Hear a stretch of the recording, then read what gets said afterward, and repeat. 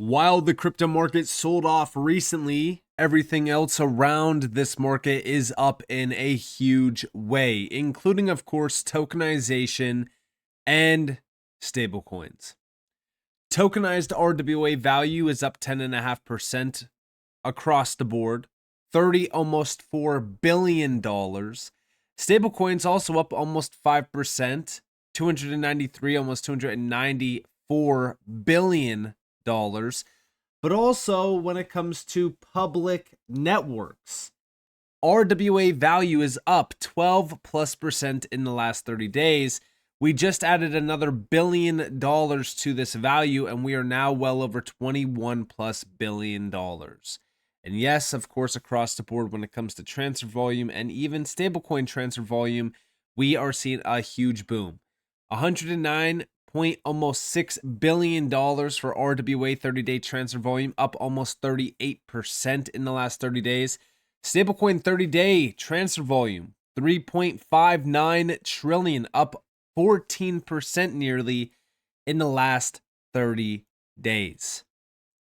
Regardless of what happens around this market price action wise, we are witnessing extreme growth across the board for things that are 100% the focus, because tokenization and stablecoins are booming in a huge way, not even just within crypto, but around TradFi. All of the big banks jumping in a huge way. We love to see this. Now, when it comes to stablecoins specifically, we know monthly transfer volume is almost over $3.7 trillion. I've been tracking transfer volume because, again, this is use of stablecoins on these public networks. Now, when we think about transfer volume, especially on the monthly view, we do know that August was a huge month. September was slightly under August. We are watching October right now, nearing the halfway mark of $1.5 trillion. We're watching this halfway get to the value of some of these previous months. The main thing that I'm focused on is how big December of 2024 was, at over $4 trillion. And I'm wondering if we can overshadow those levels. Now, again, like I said, whenever we're thinking about transfer volume, right? It is such a crucial piece of the stablecoin market because this is showing us how much money is moving through stablecoins. We know that stablecoins have been booming in a huge way, especially on a lot of these great public networks that we talk about. I mean, just take, for example, Stellar as an example. RWA value is up almost 20% in the last 30 days. Stablecoin market cap up about 24+%. And then if we're thinking about just the adoption itself, we could see the adoption here around RWA value. It's going crazy. Stablecoins are growing in a big way. I mean, USDC is up 24+% in the last 30 days. So again, the growth right now around some of these public networks is insane. And then if we're thinking about RLUSD, well, RLUSD's growth has been nothing short of incredible. Over $800 million now tied back to RLUSD. We're over 839+ million, up 15+% in the last 30 days.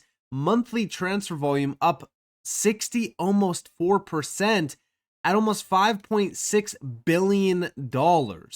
This is insane to witness. Again, RLUSD adoption is heating up in a very, very large way. Now, beyond this, let's think about a few things, because when we are looking into news, we are watching as major banks announce significant stablecoin initiatives. I mean, guys, it's crazy to watch as TradFi embraces stablecoins, but not just stablecoins, but these public networks. This is wild. We continue to see more and more increased adoption around the biggest banks in the world.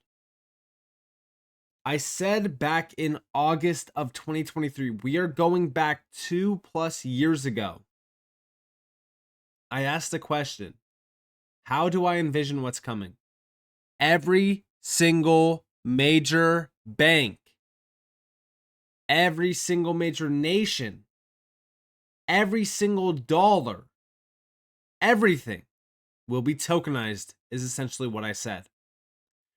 I started with every single major nation having their own currency. We talked about this even with CBDCs. Now it's starting to shift from CBDCs to stablecoins. Regardless of that, we also know every single major bank will tokenize their reserves. Guess what? JP Morgan already started to do so back in June. JP Morgan made a huge move with JPMD, which is essentially a deposit token. And then also, by the way, JP Morgan put out an article on their website on September 4th, what to know about stablecoins, where they completely broke down stablecoins and the future of stablecoin initiatives, just going off of like the Genius Act, for example. Now, on top of that, I said that the world is going to be dominated by digital monies. Anything and everything of value will eventually be tokenized in time. Again, going back to tokenization, well, we know there is a massive shift happening in tokenization where we are starting to see stocks being tokenized. Institutional funds are being tokenized. Commodities are being tokenized. Private credit is being tokenized. Corporate bonds, government bonds, US treasuries, everything that you can possibly think about is being tokenized. That's leading to every single thing of value moving on chain. The biggest thing about the global financial system is that we are moving towards a world that is not dominated by a currency controlled by one entity. Because again, what we are witnessing is one of the biggest shifts in financial history. Moving away from traditional processes to digital automated processes where we also need neutral bridge currencies like XRP or even XLM.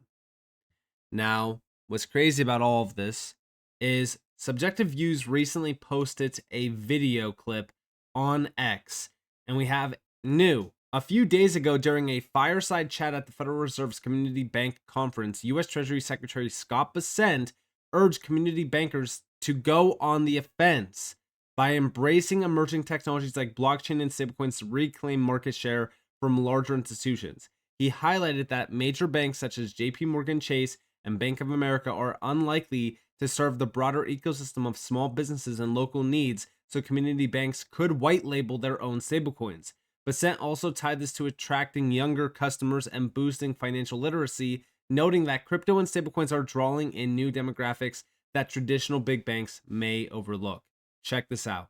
But how do you see the role of technology evolving in the banking sector, and what policy levers do you think that we could use to help ensure that community banks can compete effectively in the new technology environment? Well, I think it was very important. If I look, one of the biggest regulatory changes from the Biden administration to the Trump administration, and there have been a lot of them, is our emphasis on AI and digital assets. AI in the Biden administration was governed by diffusion. They were going to treat it somewhat like the nuclear program, keep it in a box. They were going to hand it to Google, Microsoft, Meta, and that was life. On the other side, digital assets had a near extinction event with Wells notices going out to many companies, banks prohibited from opening accounts.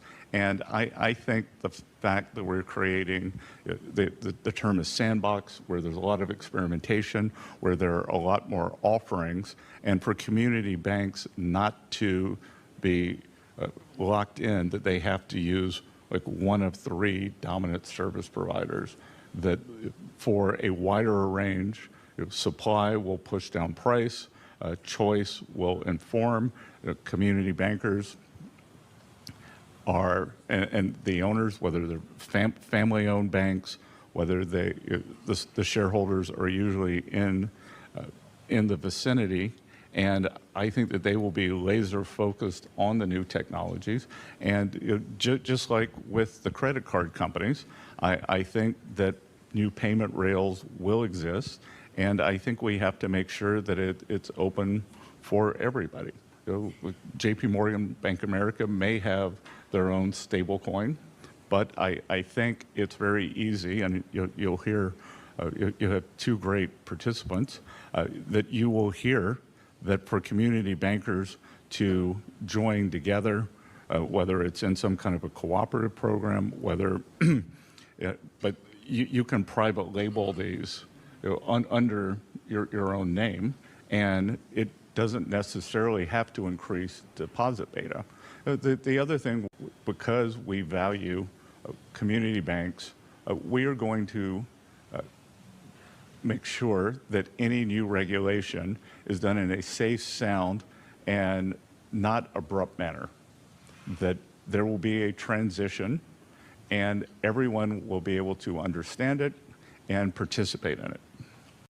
And essentially what this is confirming is that every single major bank is now going to flood in either one, launching their own stablecoins or white labeling their own stablecoins through major initiatives that are already ongoing in the space. One crazy thing that comes to mind is the fact that we are watching as some of the biggest banks move in on the stablecoin boom.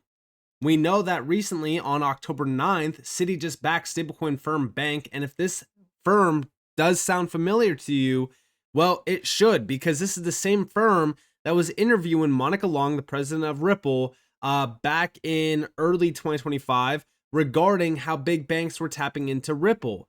Also, this is showing us that Citi is taking stablecoins very serious. Major US banks are stepping up right now to the plate because, again, crypto and digital assets in the US are becoming a much bigger, I would argue that it's becoming a huge shift in real time due to regulations being more favorable, also opening the doors for these big banks to tap in. So they kind of have all of the obstacles clearing in front of them to tap in to this market. And stablecoins are just an easy way for them to tap in and utilize a huge piece of the crypto industry, which is also why we got this big announcement on the 10th, one day later, which was big banks exploring launching a stablecoin linked to G7 currencies. The group of banks said the stablecoin initiative would explore the benefits of digital assets in bringing new products to the market. And if we remember, look at these big banks: BNP Paribas, Bank of America, Goldman Sachs, Deutsche Bank, and Citi. Some of these major banks are already confirmed partners of Ripple. Not every single one of them, but most of these big names are already working closely with Ripple. Then when we are thinking about the G7 countries, a lot of these G7 countries are already starting to, grow around Ripple, meaning more so Ripple's presence in these areas is at all-time highs because of the recent moves in the US, the recent case getting, completely cleared up. So at this moment, it kind of feels as if Ripple is in the right area at the right time. Because again, if we're thinking about some of these recent moves, like for example, Scott Bessent confirming all of these big banks are going to jump in, and even all of these big community banks, well, we go back in time just to a recent announcement on September 22nd from the managing director of the UK and Europe at Ripple, where she basically confirmed that to coincide with President Trump's state visit to the UK last week, I had the honor of attending a roundtable in Downing Street alongside the UK Chancellor Rachel Reeves, US Secretary of the Treasury Scott Bessent, as well as representatives from a number of leading UK and US financial and crypto firms. Oh yeah. Oh, it's definitely just a coincidence, right? This was regarding a huge opportunity for closer cooperation between the US and the UK on digital assets, a partnership which has the potential to set a template for international cooperation in our industry, all regarding the footprint that Ripple already has around the US and the UK to not only innovate, but also collaborate regarding supporting blockchain adoption in the UK. And yes, this 100% involves tapping into blockchain tech, but also stablecoin initiatives. We already know that earlier this year, Ripple was addressing the UK launching their own digital pound. We also know that when we first got the announcement of ROUSD, the Digital Pound Foundation, which Ripple is also a part of, said RLGBP sounds very interesting and good, with a winking emoji, and that happened back in the beginning of the year. When we think about what's happening here, almost everything is revolving around Ripple. It's crazy that some of these announcements, almost everything that we're witnessing in this space, is everything that Ripple is already a part of, or, you know, there's some sort of connection back to Ripple. It's crazy to see this. This is also why I say that there's no coincidences. Like, this is all planned, in my opinion, and always has been planned since day one. But with that being said, I hope that you guys enjoyed this video. If you guys did, definitely leave a like, subscribe, turn notifications on because more free content. You guys are more than welcome to follow me on Twitter and join the free Discord in the description below. And with that being said, guys, this has been Nick. Thanks for watching. Peace out.